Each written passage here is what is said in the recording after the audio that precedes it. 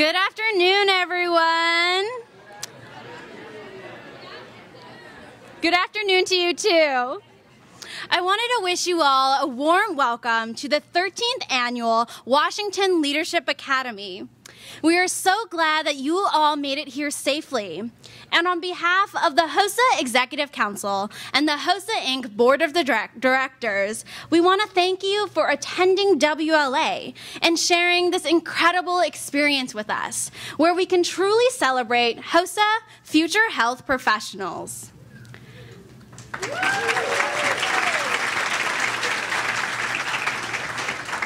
Albert Einstein once said, "Learn from yesterday, live for today, hope for tomorrow." The important thing is to never stop questioning. I hope you take both this quote and this year's theme, Towards Tomorrow, to heart while here at WLA.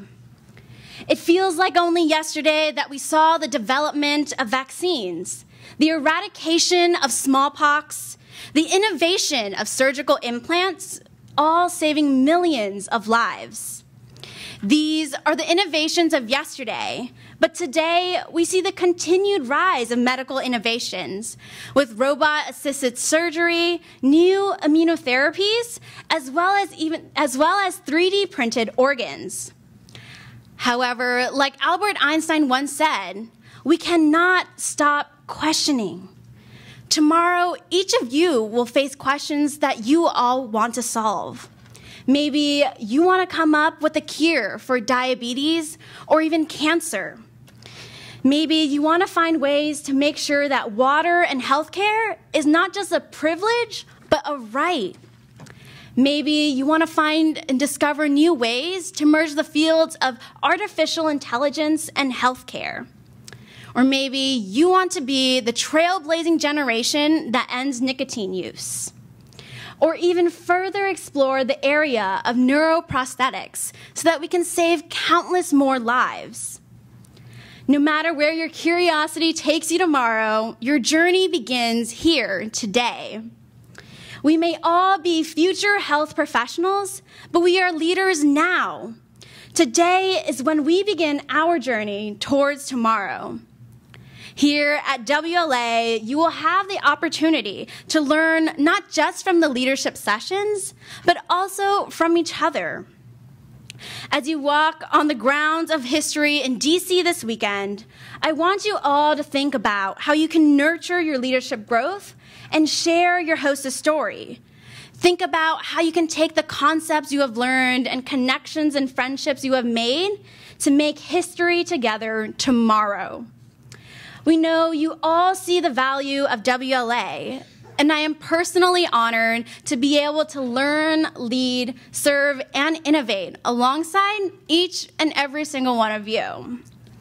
Now, I would love to kick off this year's WLA by introducing the 2019-2020 HOSA Executive Council. I would now like to introduce your president-elect, Jake Kelly.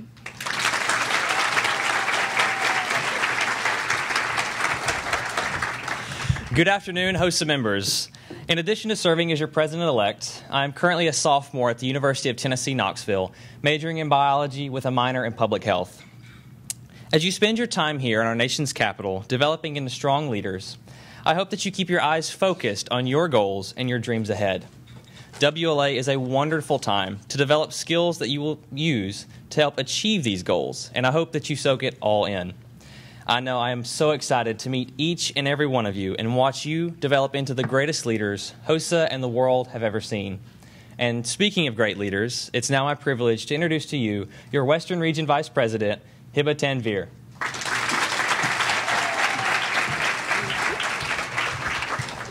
Howdy, howdy, HOSA members. My name is Hiba, and I am so honored to be serving as your Western Region Vice President. I just started school a few weeks ago at the University of Texas at Austin, and I'm a biomedical engineering major because I firmly believe in the power of innovation in shaping the future. Speaking of the future, as we all head towards tomorrow, be sure to tread with an open mind.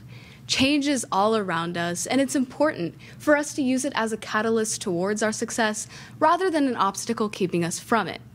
Use your training here at WLA to become flexible leaders able to adapt to anything. And now I would like to welcome your Central Region Vice President, Fanny Ontiveros.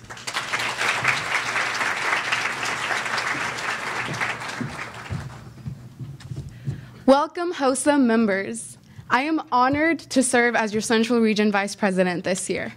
I am a student at Lawson State with a pre-nursing track, where I would then transfer to the University of Alabama at Birmingham to pursue my dream of becoming a certified registered nurse anesthetist. As we're all gathered here today in Washington, I want to take this moment to encourage you all to live in the now. Be present. Release any stress, any worry, or any preoccupation that you may have. Take this time to learn valuable skills and concepts that will better you for a greater tomorrow. This is your time to grow and to take advantage of the many opportunities available for you. I hope you all have a wonderful time, and I'll go ahead and introduce to you your Eastern Region Vice President, Patel.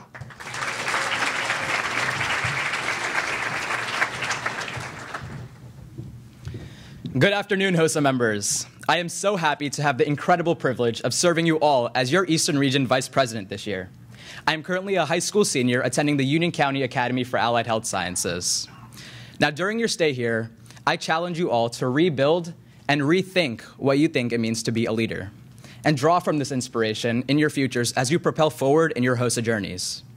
Draw inspiration from the countless HOSA members who surround you today, from the workshops and the activities that we are immersed in, to beautiful DC itself during your twilight tours, a city just under 70 square miles, but brimming with rich history.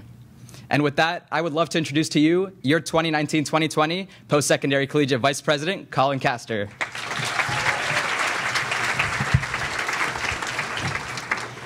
Hello, HOSA leaders. I'm ecstatic to be serving as your Post-Secondary Collegiate Vice President this year.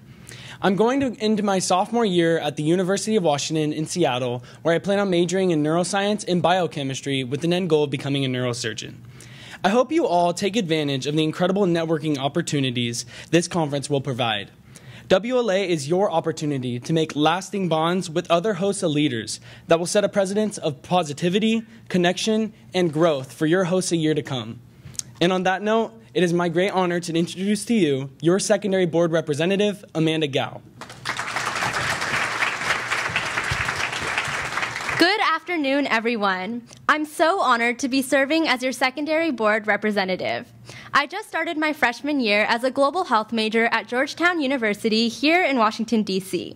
I'm excited for you to see all that this city has to offer while going on your various industry tours later this week. And I encourage you to consider how the unique leadership lessons that you're learning throughout WLA can then merge with your love, passion, and commitment to the healthcare industry. Remember that these lessons can be applied to your goals of becoming a health professional to create an even better tomorrow. And now I'm happy to introduce your Post-Secondary Collegiate Board Representative, Casey Cantelli.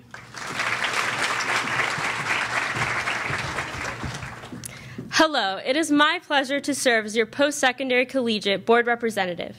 I am a junior at Florida State University, where I double major in behavioral neuroscience, social sciences, and double minor in biology and chemistry. This conference is one that you will not forget. In fact, it was at this conference that I had the most impact on me 2 years ago when I attended. Here you will experience the true magnitude of HOSA and the change that we can make together as the future of healthcare.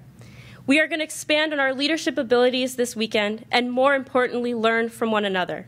And with that, with the greatest honor, I introduce to you the President, Vivian Doe.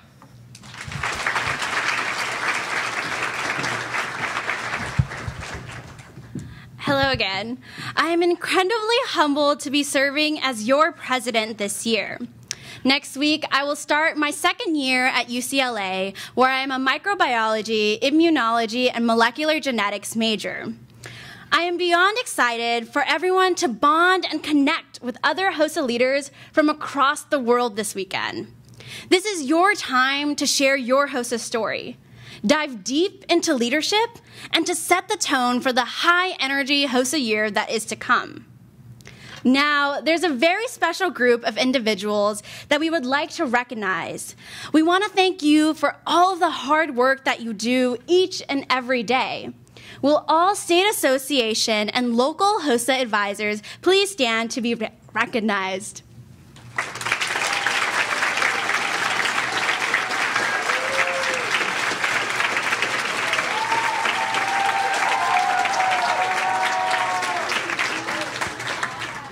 From the bottom of my heart, I want to say thank you for all of your hard work and your continued support of this organization.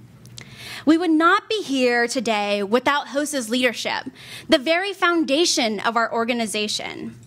Please hold your applause until all have been introduced. Please stand as your name is called. Please join me in welcoming from the HOSA Inc. Board of Directors who are with us today.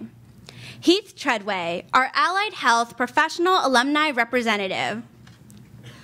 Karen Hay, Health Science Education Supervisor and Teacher Educator Representative.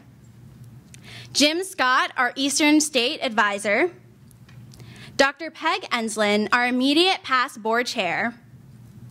And Mr. Jason Huff, our chair-elect.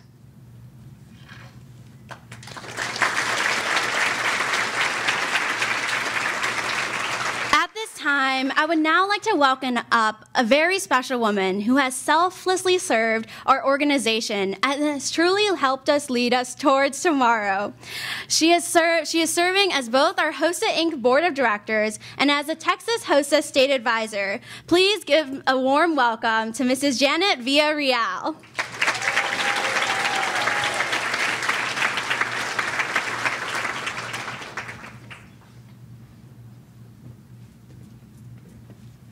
Vivian, you did a good job with my last name. I tried.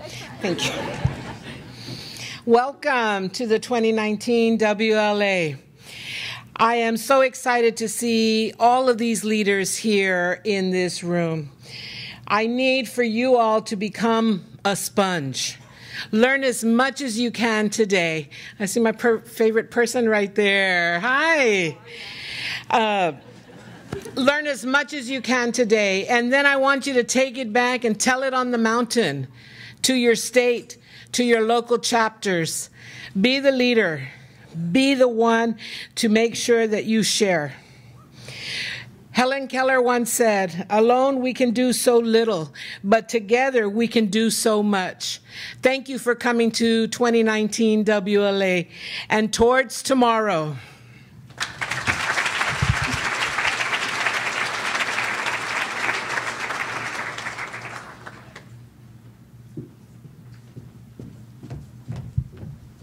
Thank you so much, Mrs. Villarreal, for your continued support and your service to the HOSA Inc. Board of Directors, and for supporting HOSA members and providing the support for Washington Leadership Academy's success. I would now like to introduce from HOSA's management staff, Mark Burley, Director of Leadership, Amy Gallimore, Director of Publications, Bobby Crandall, Director of Technology, Kimberly Spivey, Senior Director of Advancement, Jeff Kenniger, Director, Laura Shepard, Senior Director, Karen Kenniger, Deputy Executive Director, and Dr. Jim Kenniger, our Executive Director.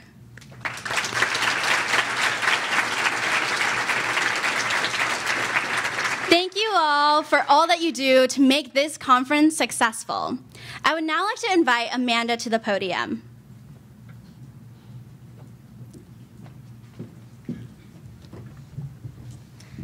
Our theme this year, Towards Tomorrow, is a reminder for us to focus on creating a better future for peers, community, and the world. The health industry is always looking to the future when it comes to patient care, medicine, and rehabilitation. This industry is built on innovation and inspiring ideas from individuals with a passion for healthcare. Like everything else, reaching goals requires hard work and direction, which is why we are very excited to introduce our keynote speaker for today, an inspiring innovator in his own right. Jack Andraka was a Maryland high school student when at age 15 he invented an inexpensive and sensitive dipstick-like sensor for the rapid and early detection of pancreatic, ovarian, and lung cancers. After a close family friend died of pancreatic cancer, Jack, then a 9th grader, became interested in finding a better early detection diagnostic test. He learned that the lack of a rapid, low-cost early screening method contributed to the poor survival rate among individuals with pancreatic cancer. So Jack came up with a plan and a budget to put his ideas into motion. He contacted about 200 research professionals at Johns Hopkins University and the National Institutes of Health about his plan.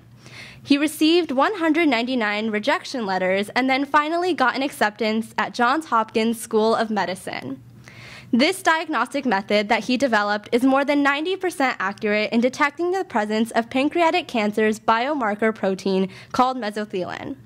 After competing with 1,500 other young scientists from 70 countries, he won the Gordon E. Moore Award, named for Intel's co-founder, and he earned a grand prize of $75,000.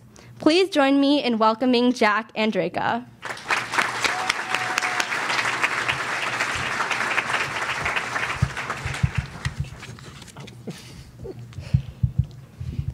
So thank you so much for having me. And so I'm super excited to see so many young professionals out there going into health. It's always so amazing to see people who are so passionate about the well-being of others.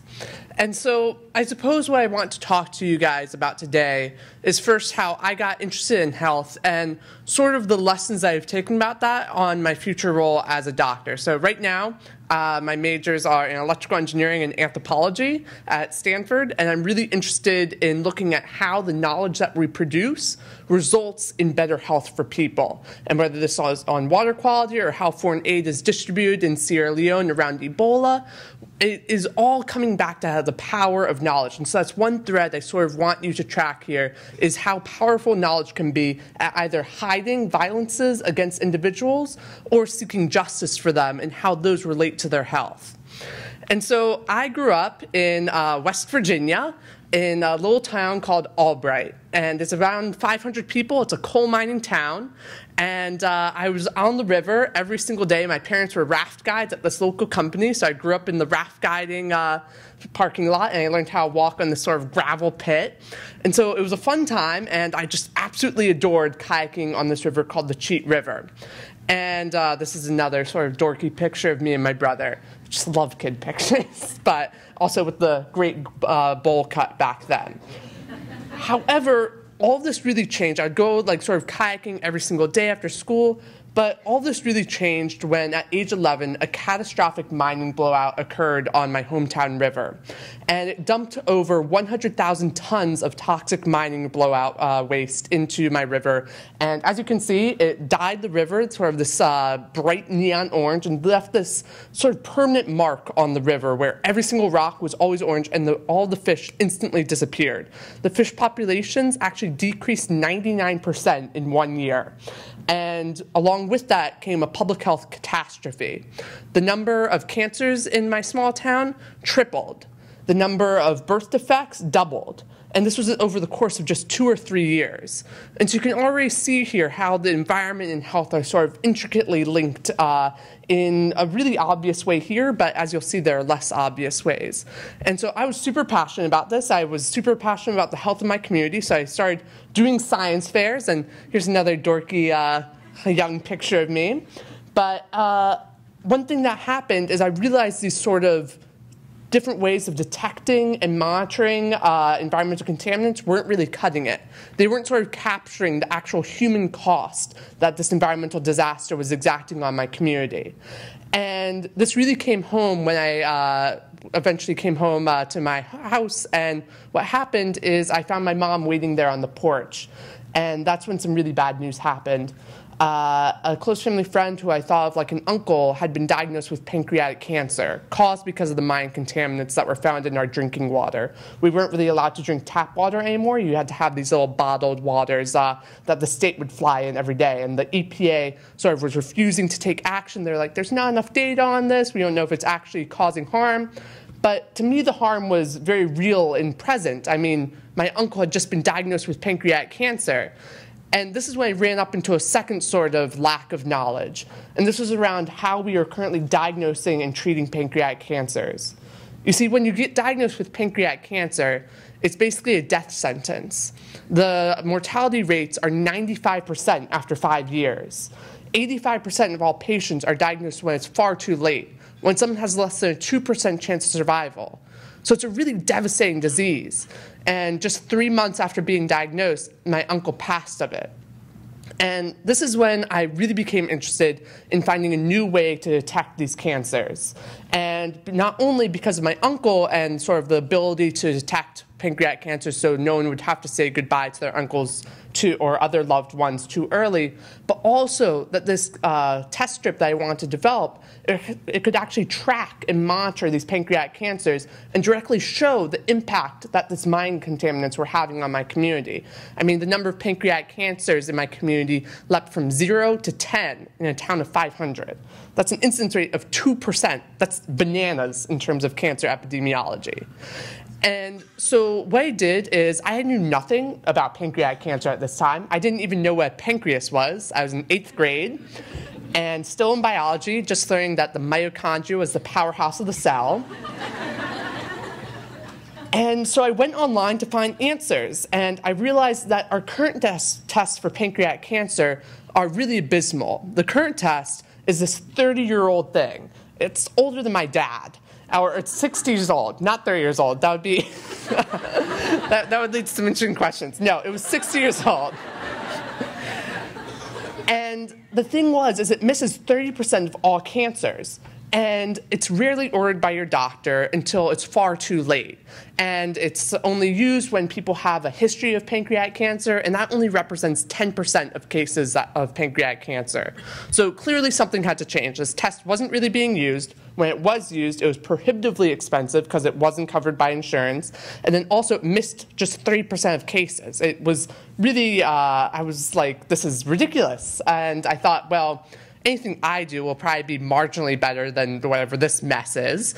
And so I went on and I kept researching what an effective sensor for pancreatic cancer would really have to look like. And what I found is a sensor for pancreatic cancer, it would have to be inexpensive, rapid, simple, sensitive, selective, and minimally invasive. And I was pretty sure I could do this, but I wasn't exactly sure how. After all, still in 8th grade, so I kept looking at Wikipedia and other Google resources.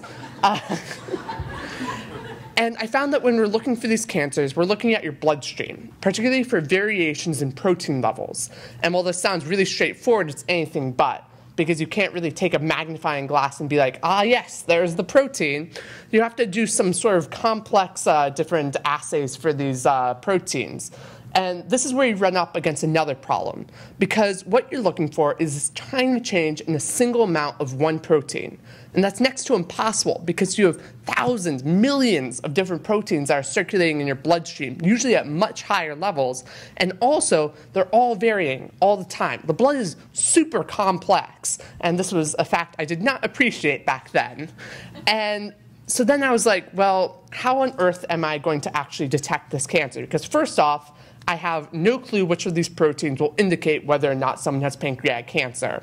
And so that was sort of my first thing is, well, what do I want to detect? And that's when I found a database of over 8,000 proteins that are found in your bloodstream when you have these cancers. And the objective here was to find just one protein that I could detect and tell you, if this is high, you have pancreatic cancer. And among this list of 8,000 proteins, it basically told you where they're found in your body, whether it was in like the blood, the urine, or some crazy body fluid like your central like spinal fluid. Or also, for example, it would tell like what level it was at, like how much the difference was, how early it was in the cancer.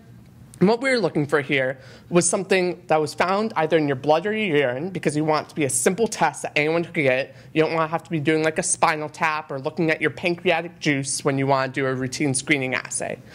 Then also you want it found at really high levels. So basically you can say there's a very clear difference between patients that have and don't have this cancer. And also, you want to see it in the earliest stages of the cancer, when you can catch these cancers when survival's at its best. And I was like, well, it's my summer break. I have nothing else to do. So I just locked myself in my room and researched all 8,000 of these proteins. And it was absolutely brutal. The only way I sort of motivated myself is I made it out like a Pokemon game. I love Pokemon. But instead of gotta catch them all, it was gotta research them all. And I know it was a bit of a nerdy thing, but it worked for me. And I kept researching these proteins, and finally on the 4,000th try, when I was close to losing my sanity, I finally found the one protein that could work. And the name of that protein was called mesothelin. And it's just your ordinary, run-of-the-mill protein, unless, of course, you have pancreatic, ovarian, or lung cancer, in which case it's found at these very high levels in your bloodstream. But also, the key is that it's found in the earliest stages of the disease. So if you could detect this protein, you could detect these cancers when survival is at its best and potentially bring survival rates close to 100%. So it was really exciting. And then I ran up against that second sort of wall that I was talking to you guys about, where how on earth am I going to detect mesothelin in blood? And it's sort of like trying to find a needle in a sack of nearly identical needles. But I was really undeterred. I was like, I must do this, because at this point, so many people had told me no. My parents were like, what are you doing? I think you have some sort of problem. You spent your entire summer researching 8,000 proteins in your room. That's not normal behavior. My teachers, I wasn't the best student back in middle school. I remember I got a D in math many times, so I was not the best student. And many of my teachers were like, no, you can't do science that well. And so I was like, it was definitely a tough time, but I kept going. And then I had this sort of breakthrough moment in my high school biology class, really the most unexpected place for a breakthrough to happen, because I think high school biology is oftentimes the absolute stifler of innovation, because really you don't see like new discoveries happening in high school biology class, but this was going to be one of those instances that did. And what had happened is I really hated my biology teacher. We did not get along. I was a bit of a know-it-all. I was like, I already know biology. I got down, mitochondria, powerhouse of the cell, like, here are the organelles, ... got it, DNA. And my biology teacher was like, absolutely not. You still have to do your homework and take these tests. And so we didn't get along at all. And one day, I decided to rebel against the system, and I snuck in a paper on single-walled carbon nanotubes. You can tell I was really the cool kid at school. Basically, what a single-walled carbon nanotube is they're fascinating objects. They're these long, thin tubes of carbon. They're single atom thick, and they're 1/50,000th the diameter of a single strand of your hair. And they have these incredible properties. They're kind of like the superheroes of material science. For example, they're stronger than steel, and they can conduct electricity better than copper. They're absolutely fascinating, and I was obsessed with them. Instead of having Justin Bieber posters, I had just massive binders of these carbon nanotubes alongside my One Direction posters, but that's a different story. However, basically what happened is I smuggled in this article talking all about the different properties of these nanotubes. And at the same time, we were learning about these things called antibodies. And antibodies, as you all probably know, are basically like a lock and key. They'll only react with one specific protein. In this case, that mesothelin protein that I'd been talking about. And I was just sitting there when all of a sudden it hit me. You could combine these two concepts, and what you end up with is a network of nanotubes laced with these antibodies. And this basically creates a carbon substance that will only react to the specific protein of mesothelin. But also, due to the amazing properties of these nanotubes, what will happen is when that reaction occurs, it will actually cause a difference in electrical properties that you can measure using a $50 ohm meter you stole from your dad's garage and don't tell him about for 4 months. But how this is working really, when you break it down, is a lot like having a giant bowl of spaghetti. And when you put meatballs in there, it will spread neighboring spaghetti noodles apart. And this will result in less connections between individual spaghetti noodles. They aren't touching as much. And so if you think of the nanotubes as spaghetti noodles and the antibodies as these meatballs, what's happening is when they react, they form these big beefed up molecules and will spread the neighboring nanotubes apart. Less connections will happen, and since these are basically like wires, there are less pathways for electrons to take when you run an electrical current through this network. And then basically what happens is the resistance goes up. So it's like trying to take all of you guys and shove you through one door instead of 7. It's a lot more difficult. And you can measure this change in electrical resistance using that $50 ohm meter. And then I was thinking, well, there's another problem. Because I ordered some of these nanotubes off Amazon. Very easy, very cheap. You can get like $10 for like this little baggie. Very nice, fun experiment for you guys to try out. Just don't breathe them in because they are possibly carcinogenic, but unclassified results so far. So really those basement experiments, who knows? But basically what happened is I realized these networks of nanotubes, they're very flimsy. And since they're so delicate, they need to be supported because it's sort of just like a powder. And so if you accidentally like sneeze while running this test, then there goes your sensor, and that's no fun. And so what you do is you make a suspension of these. And making a biosensor for pancreatic cancer, it's a lot like making chocolate chips cookies. All you do is you take some water, you pour in the nanotubes, add some antibodies, mix it up, take some paper, dip it, dry it, and you can detect cancer. It's literally as simple as that. And all of a sudden I was thinking, well, I have this really cool idea. I'm really excited about it. But then I ran against a third sort of dilemma. And that was I couldn't do any science fair projects at my house due to some previous experiments that gotten me and my brother in trouble. The first one that got us in trouble was when we decided to make some high voltage electronics, and basically it was, we called it an it's an electronics death ray gun.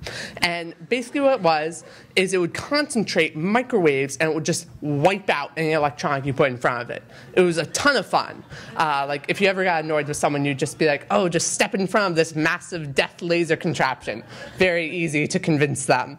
But basically what happened is we didn't look at the voltage requirements here, and it knocked out not only our house's power, but blew the transformer across our house. And that transformer served the entire neighborhood. And so all of a sudden our entire neighborhood did not have power for a month because transformers are very expensive and hard to get a replacement for. But when people were like, what happened to the power? We're like, I don't know, just like some horrible storm came. It would have been like clear weather for a month at that point. So, and then the next experiment, what we did is, well, this is what my sort of doing was for 8th grade. I was really interested in cholera and a bunch of these other sort of nasty bugs. And it turns out you can order them offline really easily. And so I just had a massive bacterial incubator in my downstairs basement. I just sort of turned the downstairs bathroom, I rolled a space heater in there, and just would culture E. coli and cholera. But I did practice sterile technique because I was an absolute clown. And but the only place where I could sterilize my equipment was our kitchen stovetop. And so I was culturing our E. coli and cholera right where my dad made sandwiches in the morning. And yeah, like the CDC didn't have to be called in, and he got to call out like for a week of work because of some mysterious GI disease. But no one has ever confirmed that was cholera or E. coli, so I'm just going to say I'm innocent for now. But what happened from that, after that, me and my brother got involved in some other risky endeavors. And there were two sort of things that like forced my mom to be like, no more science in our house. The first was one day me and my brother got bored and we were like, nitroglycerin sounds like something fun to make. And for some of you who don't know, nitroglycerin is a really high-powered liquid explosive. And it was just sort of like, I wonder if we can make this. Turns out we could very easily. We made it for $20 per liter. And what happened is we misjudged how much we were making. And we ordered the materials and we had some sort of conversion error because we were aiming for 10 milliliters and we ended up with 1 gallon, basically. And And so then we were like, and to make this, it's a bit of a crazy procedure. First, you have to make pure fuming nitric acid. And in order to get our proportions right, this is where we should have figured out we were like something was going awry, because we made enough to fill a 5-gallon Gatorade jug. And making very powerful acid in a plastic Gatorade jug is not a great idea. As soon as we made it, we could quickly tell, because all of a sudden our Gatorade container just started leaking everywhere. And we were like, and so we're just running around with this Gatorade container, just spewing acid all over our house. If you go there, there's still stains on the tile. And we eventually got onto our stove and started doing the reaction. And that's when we ended up with our gallon of nitroglycerin. And we were like, that's a lot of nitroglycerin. And we found out just one drop of it was enough to make a shock wave that knocked both me and my brother off our feet. And we had a gallon. And we were like, whew, well. And our parents were coming home, and this was all done in one afternoon. Like, this was a very impulsive decision. And our parents were coming home, and we were like, we have to hide the evidence. But then also there was the nagging question of, well, how big of a blast would this stuff make? And so we just put all of our incriminating evidence out back, and then we just tossed our liter, or it was 3 liters basically at that point, 3 liters of nitroglycerin out of the back onto our evidence, and that's the story of how we got a 40-foot crater in our backyard. That's still there to this day, and our dog won't go near it because it still smells like explosive, apparently. But yeah, our parents very quickly found out that we had made explosive. It's really hard to cover up a 40-foot crater in your backyard with 3 trees falling down. We were like, we tried the asteroid, sort of bend, but that didn't work out. And the second sort of test that got me and my brother in trouble is we got really interested in a bunch of different security things, and we were like, well, one of our big things was how can we detect radiation for a lot cheaper? Because radiation, as you know, is a big health hazard, and there's a lot of different sources of it. So we were like, let's make a really cheap one, a cheap sensor, and but in order to test our sort of sensors that we made, we needed some material. And it turns out getting on the dark web and ordering uranium is very easy. And so we ordered just a massive vat of it from a sketchy Russian back channel. And we weren't expecting anything to come of it, and then a giant vat of almost weapons-grade uranium showed up. And we were like, oh no.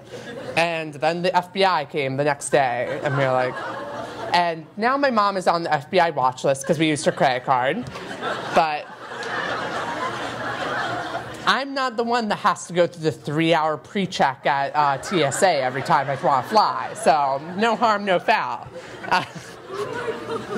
But yeah, my mom's still mad about that. But after all of this, we realized my mom was like, you can't do cancer research on the kitchen countertop. I've seen how these sort of schemes of yours end up. And so I needed to get a lab to do this pancreatic cancer research. And so I contacted 200 different labs at Johns Hopkins University and the National Institutes of Health, basically asking, can I please work in your lab? I had this 30-page long proposal detailing each and every aspect of my procedure. And I sent it out. And I was super excited. I was like, oh, all of the labs will want to do this. I'll be hailed as boy wonder, saves the world.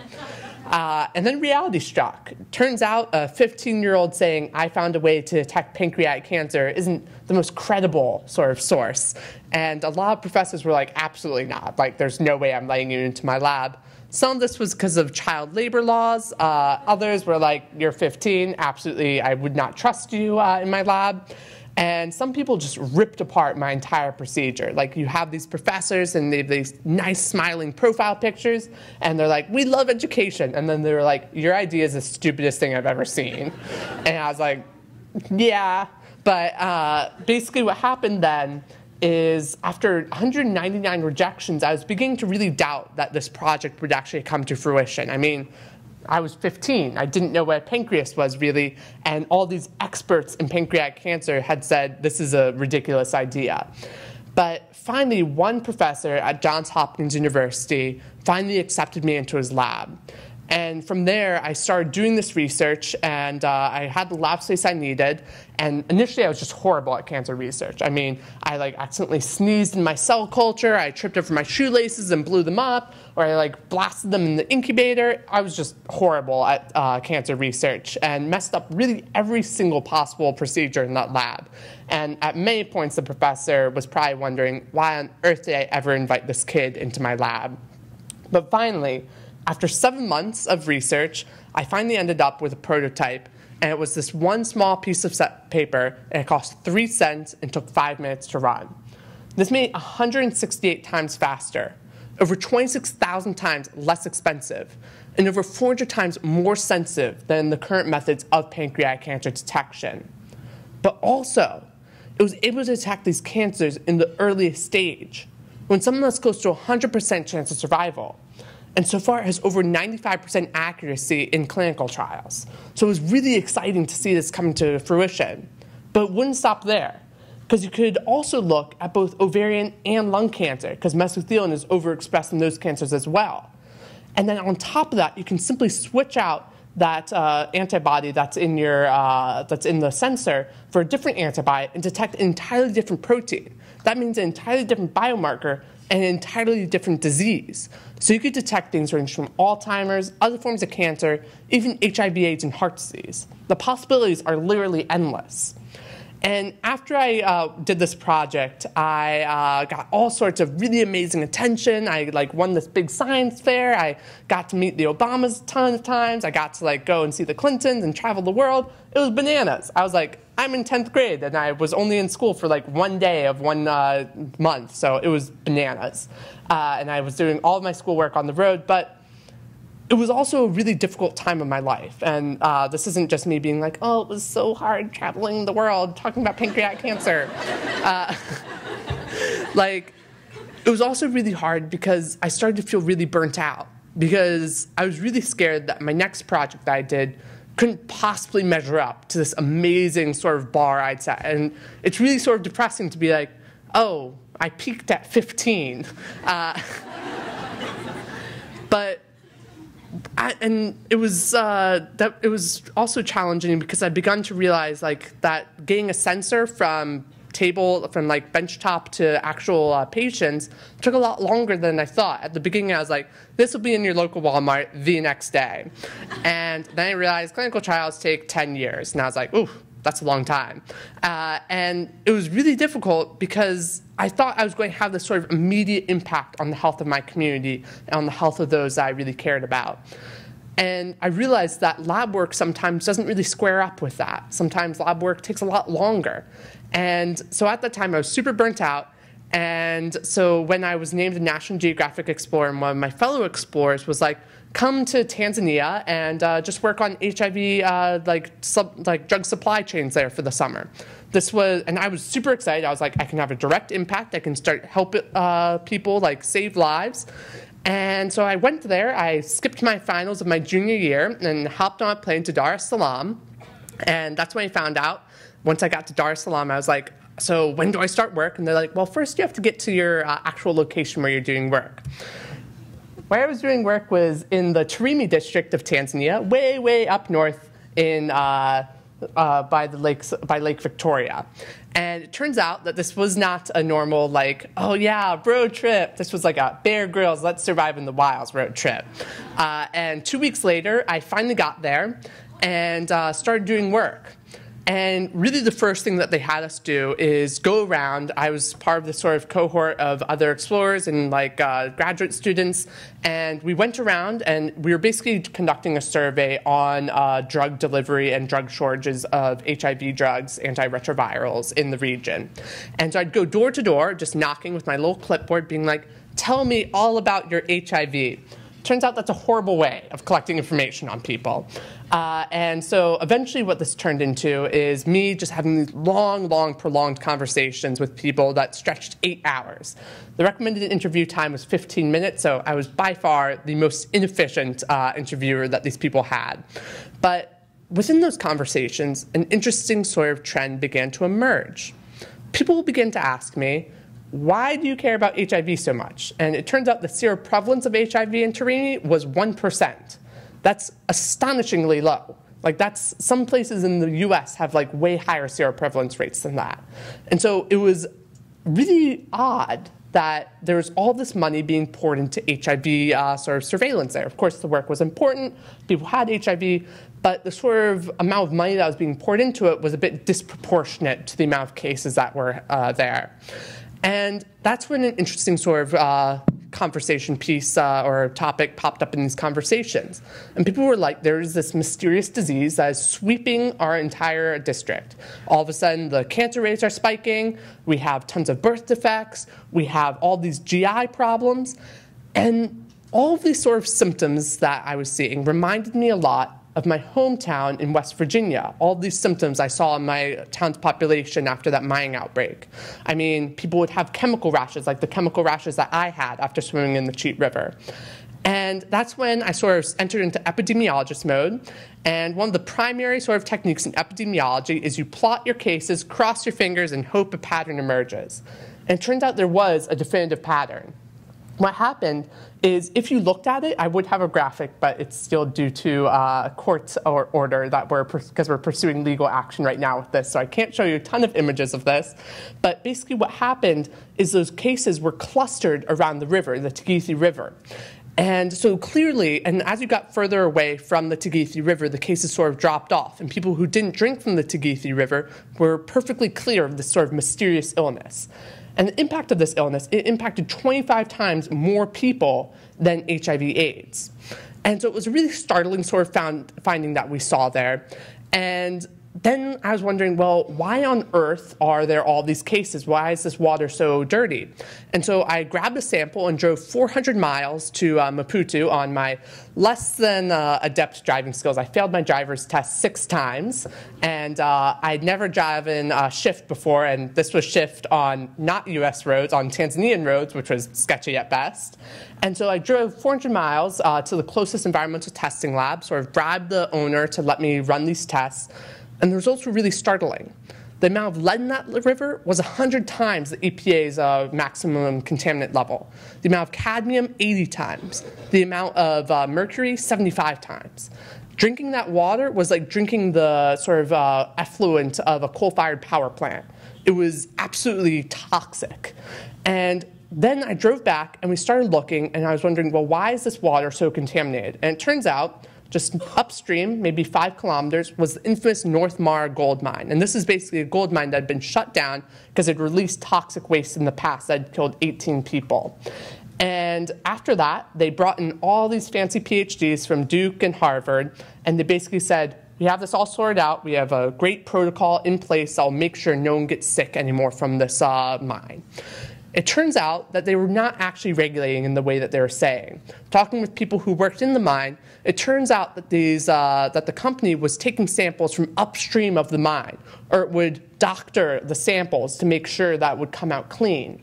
And so we brought these findings to the equivalent of the Tanzanian EPA, and that's when we had a bit of a surprise. Acacia Mining, which owns the North Mara gold mine, sort of launched this ambush in this meeting where they went and discredited line by line each of our findings. They would be like, oh, you sampled this wrong. Oh, there's no way that like our mine would release these sort of contaminants. These were Duke and Harvard PhDs. They had a lot more credentials than me and my environmental activist friends who are working in the region. And as it turns out, we knew that our readings were correct. I mean, we had run these tests several times and making sure in triplicate that they were correct. And each time they had the same finding. And on top of that, I'd been trained on these sort of technologies back from my days in West Virginia when I was doing research there. So we knew our findings were accurate. And that's when we realized, well, we need some way of sort of breaking apart this knowledge monopoly that Acacia has over environmental regulation in Tanzania. Because in Tanzania, there are only 19 environmental regulators for a nation of 30 million. And Tarimi is a really low priority district. It has very little political power, and 58% of the region is illiterate, and 90% lives in poverty on less than $2 a day. So it's not really a bastion of political power. So nothing was really going to be done about this mine. And so that led me to develop this little biosensor the size of a postage stamp that detects 28 different water contaminants in less than a minute for less than a penny. And what you can do is you just snap a picture of this on your cell phone after testing the water and SMS text it to this little server that I created, and it'll instantly send you back your results, but also geotag and timestamp each of those data points. So you can actually create a real-life map of pollution in your area over time. And so we released this test, and they were less than a penny. They were actually 1/100,000th of a penny each to produce. Ridiculously cheap. It's basically the cost of paper was how much these sensors cost. And so we blanketed the region, and within 4 months we collected over 100,000 data points that we could use to basically prove that Castor was polluting this water. And now, after 2 years out, we now have over 2.5 million data points, and we're using that to sue 14 different mining companies in Tanzania and hold them accountable for environmental exploitation. And we just had our first evidentiary meeting at the International Criminal Court.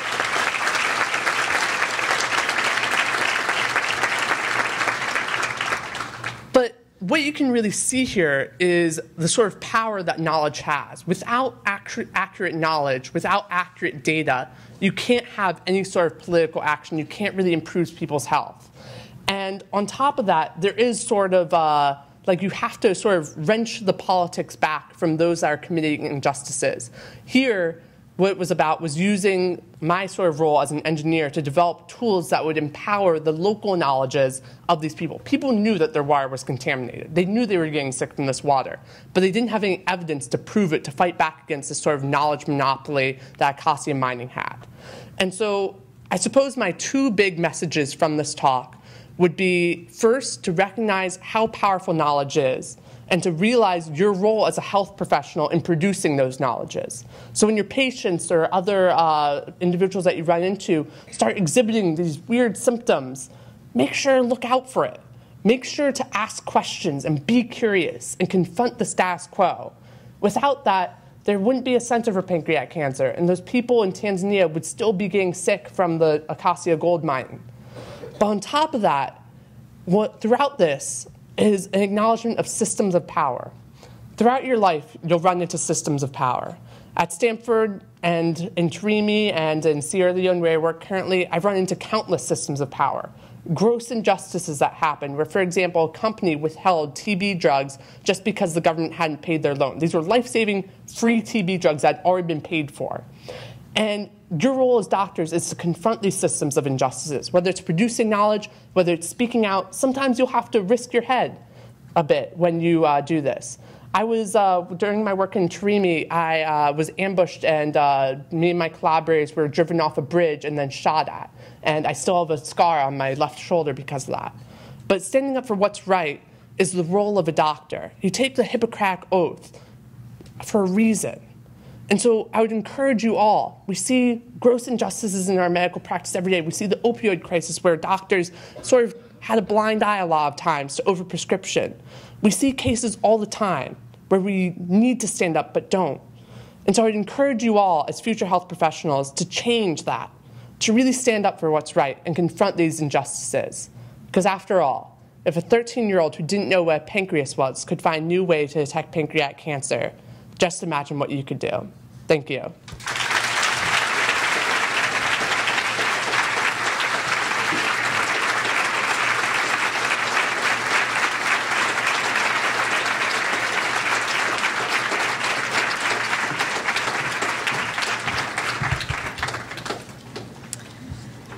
Thank you, Jack, for sharing your inspirational story with all of us.